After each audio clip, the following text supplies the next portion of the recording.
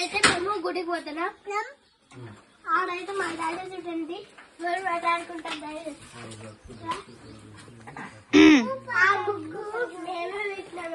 నువ్వు వేసినావా అర్థనమ్మా ముగ్గు?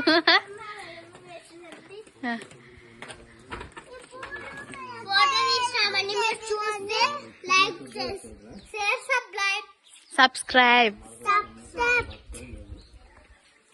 నెల్లూరుకి వచ్చినాం మేము ఇప్పుడైతే. రాత్రి గుడికి వెళ్తున్నాం. డాడీ బైక్ స్టార్ట్ చేస్తున్నాడు.